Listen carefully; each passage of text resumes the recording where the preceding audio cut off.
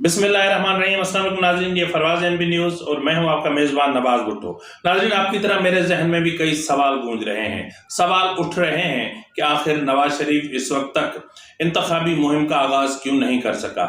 चलें, नवाज शरीफ ने तो इंतखाबी मुहिम का आगाज़ नहीं किया, लेकिन मरियम नवाज भी क्राउड पुलर हैं, तो फिर मरियम नवाज ने भी इस वक्त तक इंतखाबी मुहिम का बाज़ाब्ता आगाज़ क्यों नहीं किया, और फिर शहबाज शरीफ क्यों खामोश है, और फिर शहर इक़्तिदार में ये अफवाहें गर्दिश करना कि नवाज शरीफ को इक़्तिदार नहीं मिल रहा, फिर इक़्तिदार किसको मिल रहा है, ये अफवाहें, ये चीज़ें क्या हैं, किस तरफ इशारा कर रही हैं। और इसके अलावा ये भी चीज़ सामने आ रही है कि प्रोजेक्ट इमरान कंटिन्यू है, प्रोजेक्ट इमरान आज भी जारी है, बस फ़र्क सिर्फ इतना है कि प्रोजेक्ट इमरान के कुछ किरदार बदल गए हैं। इंटरनेशनल ह्यूमन राइट्स फाउंडेशन ने गुज़िश्ता रोज़ के सुप्रीम कोर्ट के फैसले पर सख्त रद्द-ए-अमल का इज़हार किया है और बाज़ाब्ता इज़हार किया है, और न सिर्फ ये इज़हार किया है बल्कि इंतखाबात की शफाफियत पर कई सवाल खड़े कर दिए हैं। न सिर्फ शफाफियत पर बल्कि सुप्रीम कोर्ट पर, सुप्रीम कोर्ट के ढांचे पर, और पाकिस्तान में इस्टेब्लिशमेंट की मुदाखलत पर, और फिर इंटरनेशनल कम्युनिटी से कहा है कि आप ये मत भूलें कि पाकिस्तान एक जौहरी मुल्क है, तो इसलिए आपका आना बहुत ज़रूरी है। फिर शाहीन सहबाई कहते हैं, उन्होंने इंकशाफ किया है कि पाकिस्तान में यानी यूं समझ लें कि इक़्तिदार के तिकोन, एक नया तिकोन वजूद में आ रहा है, और वो नया तिकोन क्या है, और इस तिकोन के बीच में जो अख्तियारात की जो शेयरिंग है या जो हिस्सा है वो किस तरह का है। आज हम इन तमाम उमूर पर बात करने जा रहे हैं। आपसे इल्तमास है कि अगर आपको मेरा वीडियो अच्छा लगे तो मेहरबानी करके मेरे चैनल को सब्सक्राइब करना, लाइक करना और शेयर करना मत भूलिएगा, और बेल आइकन दबा दीजिएगा। नाज़रीन, आपकी तरह मेरे भी जहन में कई सवाल उठ रहे हैं कि भाई आखिर सिर्फ पाकिस्तान पीपल्स पार्टी के रहनुमा बिलावल भुट्टो जरदारी ही क्यों फील्ड में हैं, सिर्फ वो ही क्यों इंतखाबी मुहिम चला रहे हैं। इस वक्त तक पाकिस्तान मुस्लिम लीग नवाज ग्रुप क्यों उन्होंने चुप साध रखी है। ठीक है, नवाज शरीफ की मसरूफियात हो सकती हैं, जाहिर है इतने अरसे के बाद आए हैं, और फिर ज़मीनी हक़ाइक़ कुछ और होती हैं, और जिस तरह उन्होंने कंटिन्यू जो उम्मीदवारों के इंटरव्यूज़ किए हैं, लेकिन इंटरव्यूज़ भी हो गए, फहरिस्तें भी फाइनल हो गई, फहरिस्तें पब्लिश भी हो गई, लेकिन उसके बावजूद नवाज शरीफ घर से बाहर नहीं निकल रहे। हाँ, अलबत्ता आज निकले हैं, आज वो इस्लामाबाद गए हैं।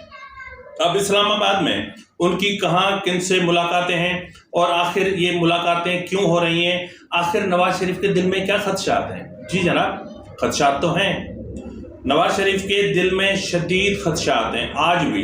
यानी इस वक्त के गुज़िश्ता रोज़ सुप्रीम कोर्ट ने एक पॉलिटिकल पार्टी को कुर्बानी का दुम्बा समझ के और लिटा के ज़िबा कर दिया, लेकिन इसके बावजूद भी नवाज शरीफ के जहन से शुकूक व शुबात नहीं जा रहे। देखें, एज अ डेमोक्रेट, मतलब हर किसी की अपनी सोच होती है ना, तो एज अ डेमोक्रेट मेरी भी एक सोच हो सकती है।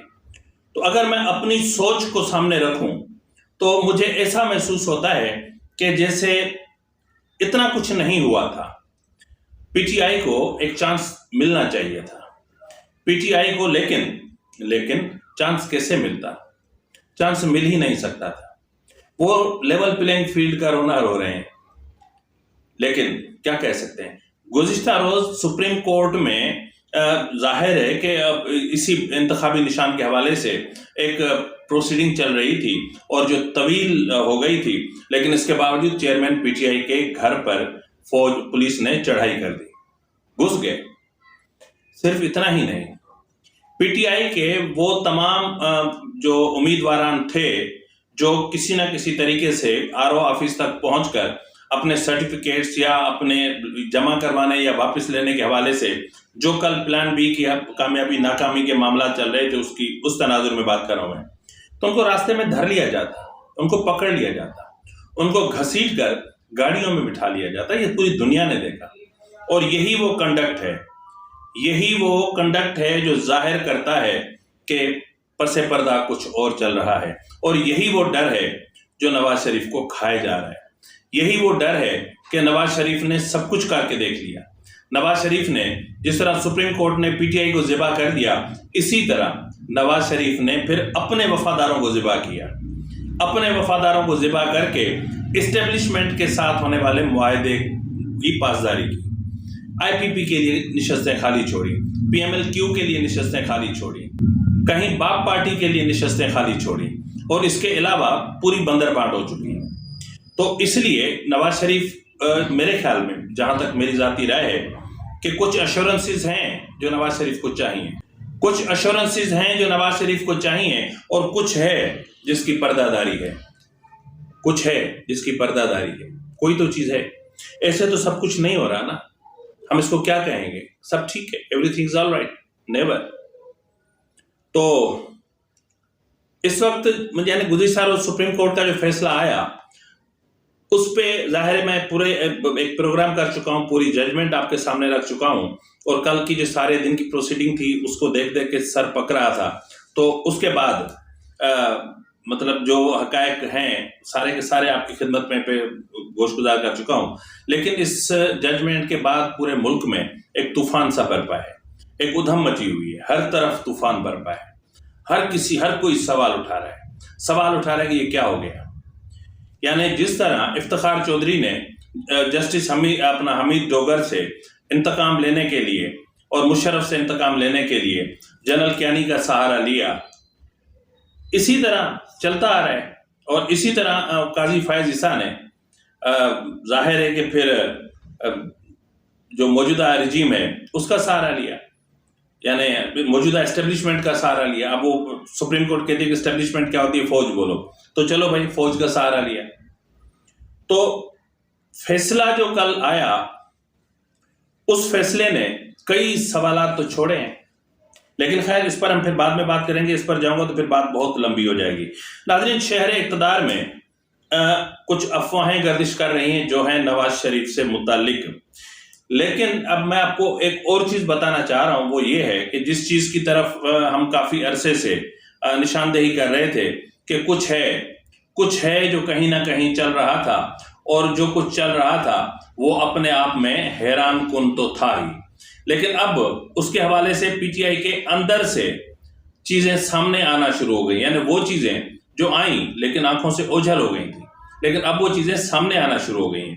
اب یہ کوئی PTI کے ہیں وقاص امجد صاحب, انہوں نے ایک ٹویٹ کیا ہے 27 نومبر 2020 کو, اور اس 20 میں اس ٹویٹ کے اوپر انہوں نے لکھا ہے پلان. اب پلان کیا تھا؟ پلان یہ تھا کہ 2020 army chief general Qamar Javed Bajwa, وزیر اعظم Imran Khan. 2025 army chief general Faiz Hameed, وزیر اعظم عمران خان.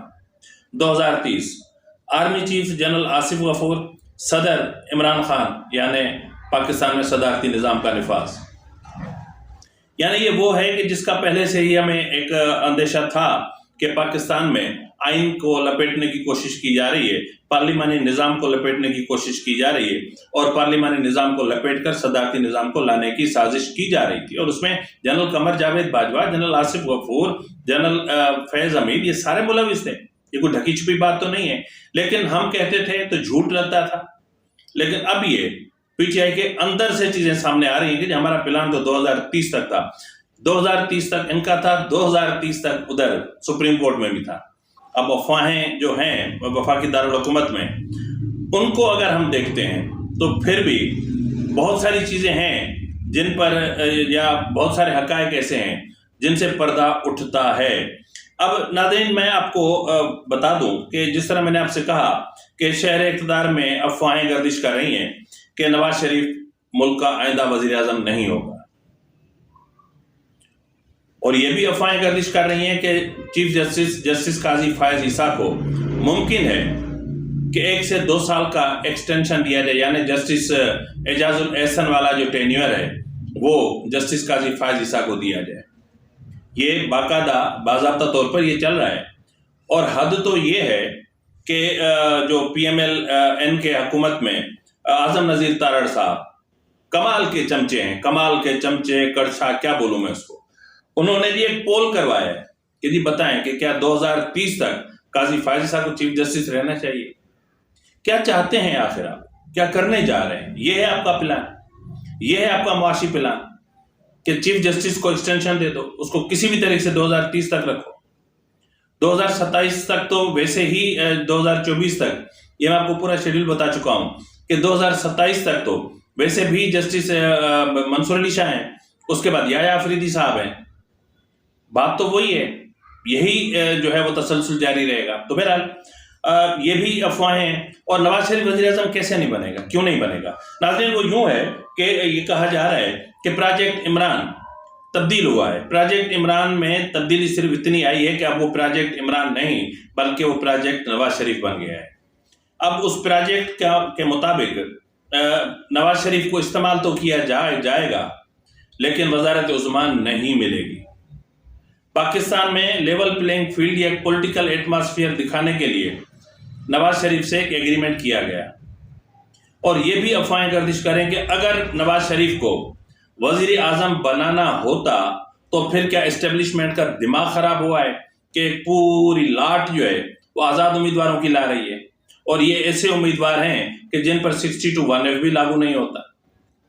तो उनकी मर्जी होगी, जो हुकूमत चाहें बना लें, जो हुकूमत चाहें गिरा लें, जिस हुकूमत को चाहें बना दें। तो नवाज शरीफ अगर वजीर आजम बन भी जाएंगे तो इस बार नवाज शरीफ महज एक रबर स्टैंप होंगे, और ये जो आज़ाद उम्मीदवार होंगे ये उनको वजारत उज़्मा पर बिठाएंगे जो किंग्स पार्टी होगी, जो किंग्स पार्टी का रहनुमा होगा, इसलिए किंग्स पार्टी बनाई गई थी। इसके अलावा नाज़रीन, जो टॉप ट्रेंड्स चल रहे हैं ट्विटर पर, उनमें टॉप ट्रेंड जो है वो है, 2 टॉप ट्रेंड हैं।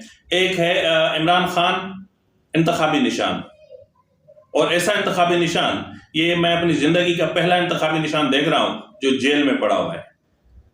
तो दूसरा जो ट्रेंड चल रहा है वो है पाकिस्तान अंडर फाशिज्म। ठीक है, अब पाकिस्तान अंडर फाशिज्म के हैशटैग से इंटरनेशनल ह्यूमन राइट्स फाउंडेशन ने एक प्रेस रिलीज जारी किया है। अब उन्होंने जो है वो कहा है कि उन्होंने कहा है कि जी ये मैं आपको स्टेटमेंट पढ़ के सुना देता हूं कि इंटरनेशनल ह्यूमन राइट्स फाउंडेशन ने हालिया फैसले पर गहरी तशवीश का इजहार किया है जो आधी रात को लिया गया। मकबूल तरीन सियासी जमात PTI से उसका इंतखाबी निशान वापस लिया गया और इस तरह पार्टी को यानी बगैर किसी इंतखाबी निशान के इंतखाबी अमल में छोड़ दिया गया।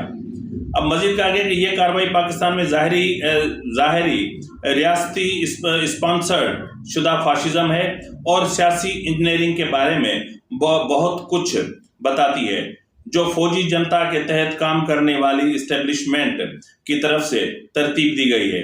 अब नाज़रीन, मैं इसका आखिरी जो है वो पैरा पढ़ता हूँ कि इंटरनेशनल ह्यूमन राइट्स फाउंडेशन ने फौरी तौर पर आलमी इदारों से मुतालबा किया है कि वो पाकिस्तान में सूरत हाल को मुस्तहकम करने के लिए मुदाखलत करें और जो तेजी से इंसानी बहरान की तरफ बढ़ रहा है।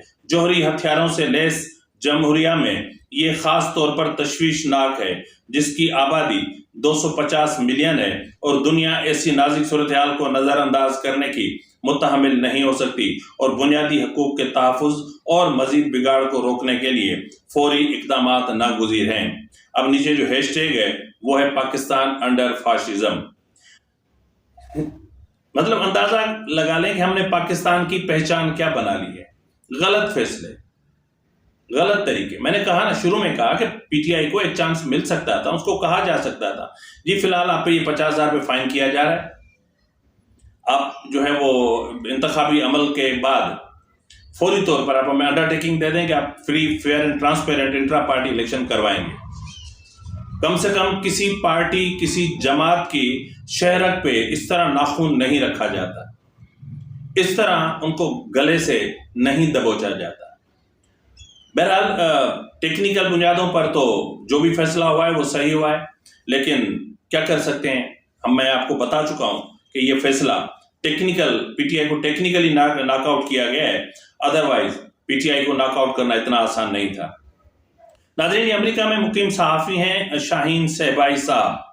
मैंने कहा ना कि सर्दियों के मौसम में नहर के दूसरे किनारे खड़े होकर किसी को भी गाली देना बहुत आसान है। यहाँ बैठ के कलमा हक कहें तो पता लगे, यहाँ पे आओ, यहाँ पे ऑन ग्राउंड। उन्होंने एक ट्वीट किया है और ये ट्वीट मैं इसलिए आपको सुना रहा हूँ कि ये मेरे लिए एक हैरान कुन है कि ये सब कुछ क्या हो रहा है। वो कह रहे हैं कि पाकिस्तान का नया तिकोन, जो कुछ मुल्क में आजकल हो रहा है, पाकिस्तान में अब फौज, अदलिया और इलेक्शन कमीशन ताकत का महवर बन गए हैं। اور پرانی ٹرائی کا فوج، صدر اور وزیر اعظم صرف نام کے منشی رہ گئے ہیں۔ فوج ہی سب کچھ کر رہی ہے اور مخالفت میں صرف عمران خان کھڑا ہے، باقی سارے پرانے پہلوان چھوٹے نواز، زرداری، مولانا، خان، چودھری دیگر صرف کٹ پتلیاں بن کر دھوتی پکڑے کھڑے ہیں۔ یہ خان کی بڑی فتح ہے اور اس کی وجہ سے پاکستان عوام کی بھاری حمایت اور چاہت ہے۔ سب مل کر صرف خان کو کنٹرول کرنے میں لگے ہیں۔ الیکشن کے نتیجے بھی تیار ہیں، مگر نئی کٹ پتلیاں صرف کچھ ہفتے یا مہینے ہی چل سکتی ہیں۔ باقی سب سیاستدان فوج کے بوٹوں پر بیعت کر چکے ہیں۔ غیر ضروری اور بے وقوفوں کی طرح فیصلے کرنے کے نتیجے بھی یہی بھگتیں گے۔